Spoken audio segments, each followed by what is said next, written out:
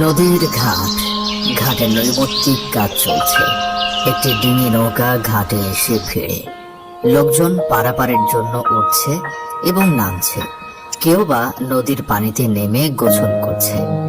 এরই মধ্যে সূর্য নারায়ণ কোমর পর্যন্ত পানিতে নেমে সূর্যের দিকে মুখ করে ফিরে কর জুড়ে দাঁড়িয়ে মন্ত্র পাঠ করছেন।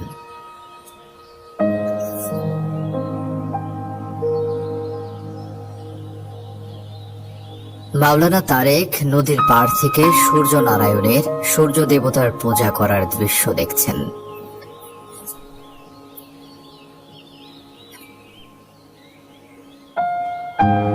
মাওলানা তারেক সূর্য নারায়ণকে নদীর উঁচু পাড়ে উঠে আসতে দেখে দ্রুত স্থান ত্যাগ করেন।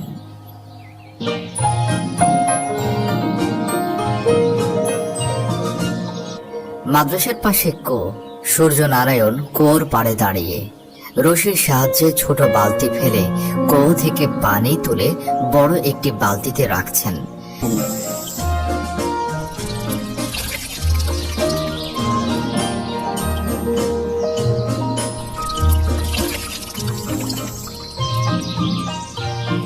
পানি ভর্তি হলে মগ দিয়ে পানি নিয়ে গায়ে ঢালছেন।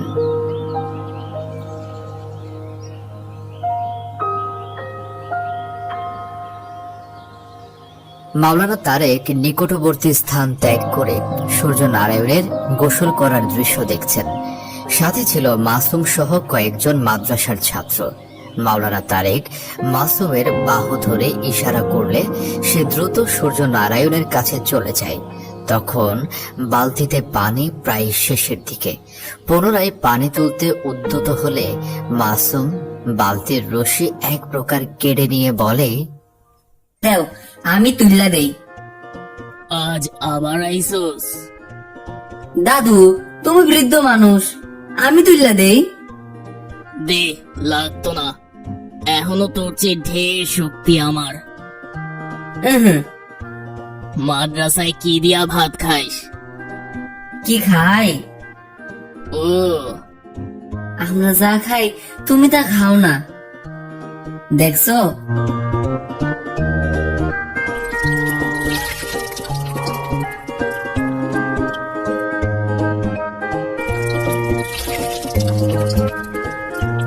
হয়েছে দাদু, আর লাগবে না, যথেষ্ট হয়েছে। আমার সাথে লাগিয়া দেখো। না রে ভাই, আমার ডর করতেছে। কে? তোমার পেশি দেখা। আমি চললাম। ভয় পালাইতেছ? নদীর ঘাট, অনেকে পাড়ে নেবে নদীর পানিতে গোসল করছে। সূর্য নারায়ণ কোমর পর্যন্ত পানিতে নেমে দোহাত তুলে কর জুড়ে দাঁড়িয়ে আছেন। ঘন মেঘে ছেয়ে যাচ্ছে সকালের সূর্য।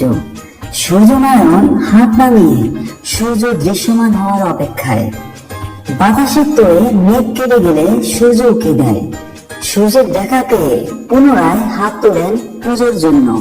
মেঘ এসে আবার ডেকে দেয় সূর্যকে। অন্ধকারে ছেয়ে যায়। রাগে গদগদ করতে করতে হাত নামান। অপেক্ষার পালা। স্রোতের তোড়ে একটি ছোট পাড়া স্তূপ ভেসে এসে সূর্য নারায়ণের কোমরে এসে ঠেকে। রাগে বিরক্ত হয়ে পাড়া স্তূপটিকে দূরে নিক্ষেপ করেন। মাওলানা তারেক নদীর উঁচু পাড়ে একটি গাছের আড়ালে দাঁড়িয়ে দেখছেন সূর্য নারায়ণের কর্মকাণ্ড। তার পানার স্তূপ নিক্ষেপ করার কাজটি দেখে হেসে দেন। সূর্য নারায়ণ পাড়ে উঠে আসেন, এসে বসেন পাড়ের সবুজ ঘাসের উপর। মাওলানা তারেক এসে ডাক দেয়, কাকা বসলেন যে? আর বলো না। কি কাকা?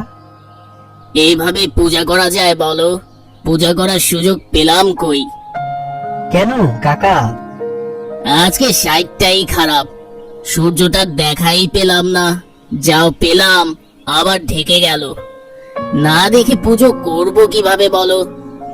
বাধা হয়ে কে দাঁড়ালো? কে আবার? মেঘ। তাহলে শক্তি কার বেশি, মেঘ না সূর্যের? সূর্য দেবতার ক্ষমতা হলো না মেঘকে তাড়িয়ে দিতে? কেন বলো না, এত বড় স্পর্ধা আমাকে ঢেকে দিয়েছিস, দেখছিস না আমার পুজো করছে? ধ্যাত, তা কি করে হয়? দেখছি সূর্য বাতাসের চেয়েও কমজোরি, মেঘকে তাড়িয়ে দিতে পারো না। শক্তির পুজো যদি করতে হয় তাহলে সূর্যের সাথে মেঘ ও বাতাসেরও করা উচিত। আপনি কি বলেন? যুক্তিতে তাই করা উচিত। মহাবিশ্বে আপনার দৃষ্টির সীমায় বা এর বাইরে যা আছে সব একজন মহান স্রষ্টার সৃষ্টি। এরা তার বেঁধে দেয়া নিয়মে চলে, এদের স্বাধীন সত্তা নেই। তাই গোলামী সৃষ্টির না, স্রষ্টার, যিনি মহাবিশ্বের সকল সৃষ্টির সৃষ্টিকর্তা। কাকা, আপনি তো জানেন সূর্য একটা নক্ষত্র। মহাবিশ্বে সূর্যের চেয়ে বহুগুণে বড় নক্ষত্র আছে।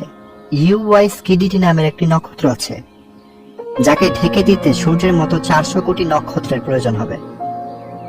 বলিস কি রে, 400 কোটি? অবাক করা তথ্য না? আপনি সূর্য দেবতার সন্তুষ্টির জন্য তার আরাধনা করছেন, তাহলে সূর্যের মতো বা তার চেয়ে বড় নক্ষত্রের পূজা অর্চনা কে করবে? অসংখ্য দেবতা কাকে ছেড়ে কাকে সন্তুষ্টি করবেন? একজনের পুজো করলে অন্যজন বেজার তো হবেই। মানুষের স্বল্প জীবনকালে সবাইকে সন্তুষ্ট করা সম্ভব না। কাকা, আমরা গোলামি করব একজনের, প্রশংসা করব একজনের, যিনি আমাদের রব, ইলাহ মালিক বলে জানি। বেটা, বাবার মতো ওয়াজেন হয়েছিস, কোনোদিন তুই কাকাকে এসব বলিসনি?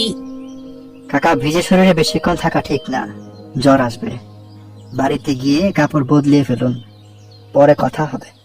ঠিক তো, খেয়াল করিনি। গভীর রাত, চারদিক শুনশান নীরবতা। সূর্যনারায়ণ বিছানায় শুয়ে এপাশ ওপাশ করছেন, কিছুতেই স্বস্তি পাচ্ছেন না। এক সময় স্থির হন, চিত হয়ে শুয়ে উপরের দিকে এক দৃষ্টে তাকিয়ে থাকেন। অতীতে হারিয়ে যান। নদীর উঁচু পাড়ে সূর্যনারায়ণ ও তারেক কথা বলছেন। কাকে ছেড়ে কাকে সন্তুষ্ট করবেন? একজনের পুজো করলে অন্যজন বেজার তো হবেই। এটা কিন্তু ঠিক, 33 কোটি দেবতাকে স্বল্পকালীন জীবনে সন্তুষ্ট করা সম্ভব না। সূর্যনারায়ণ চিত হয়ে শুয়ে আছেন। আমার পেরেশানি দূর করে দাও, সঠিক পথ দেখাও মালিক। আমার ভ্রান্তি দূর করে দাও, আসল ঠিকানা চিনিয়ে দাও।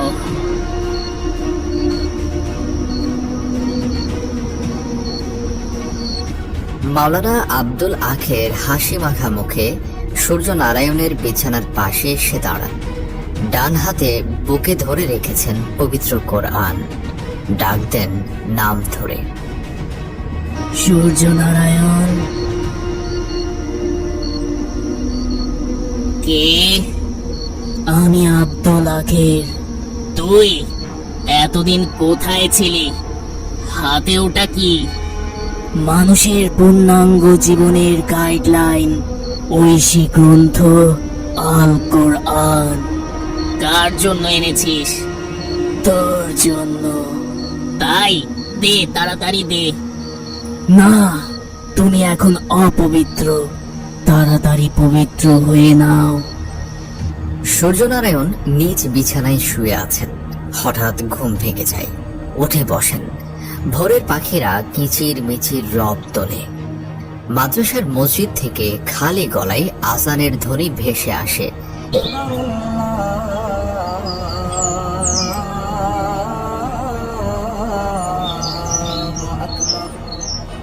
বিছানা থেকে ঝটফট নেমে চোখে মুখে পানি ছিটিয়ে নেন।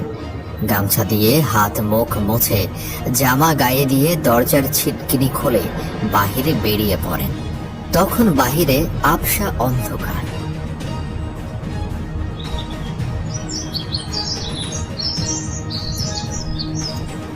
মাওলানা তারেক ফজরের নামাজ পড়তে ঘর থেকে বেরিয়ে দেখেন সূর্যনারায়ণ দরজার সামনে দাঁড়িয়ে। কাকা, এত ভোরে কোনো সমস্যা? অভিযোগ নিয়ে এসেছি। অভিযোগ? তোমার বাবা দিনের দাওয়াত দিতে এদিক ওদিক যেত, এখন তুমি যাও। কই, না তোমার বাবা আমাকে জান্নাতের দাওয়াত দিয়েছে, না তুমি, অথচ দূর দূরান্তে গিয়ে দাওয়াত দিয়ে বেড়াও। প্রতিবেশী হিসেবে তো হক ছিল সত্যকে জানার। কাকা, অভিযোগ আপাত দৃষ্টিতে সত্য। বাবার মৃত্যুর আগে আমাকে ওসিয়ত করে গেছেন। কি বিষয়? পারিবারিক অনেক বিষয়ে কথা হয়েছে, বিশেষ করে আপনার বিষয়ে। কি বলেছে? আমার দুস্থ সূর্যনারায়ণের খোঁজ খবর রাখবে, তাকে কোনোদিন আমাদের কুয়োতে গোসল করতে বাধা দিবে না। ইনশাল্লাহ দেখবে, আজ হোক কাল হোক, ওই একদিন ইসলামের ছায়াতলে আশ্রয় নিয়েছে। কাকা, আমি এতদিন সেই শুভক্ষণের অপেক্ষায় অধীর আগ্রহে দিন গুনছিলাম। আজ অপেক্ষার পালা শেষ হলো বুঝি। সূর্যনারায়ণ আবেগে মাওলানা তারেককে জড়িয়ে ধরে। মাওলানা তারেকও গভীর আবেশে জড়িয়ে ধরে থাকে। আশহাদু আল্লা ইলাহা ইল্লাল্লাহু ওয়া আশহাদু আল্লা মুহাম্মাদান আবদুহু ওয়া রাসূলুহু। আমি সাক্ষ্য দিচ্ছি, আল্লাহ ছাড়া কোনো মাবুদ নেই। মুহাম্মদ সাল্লাল্লাহু আলাইহি ওয়াসাল্লাম আল্লাহর বান্দা ও রাসূল। আমি সাক্ষ্য দিচ্ছি, আল্লাহ ছাড়া কোনো মাবুদ নেই। মুহাম্মদ সাল্লাল্লাহু আলাইহি ওয়াসাল্লাম আল্লাহর বান্দা ও রাসূল।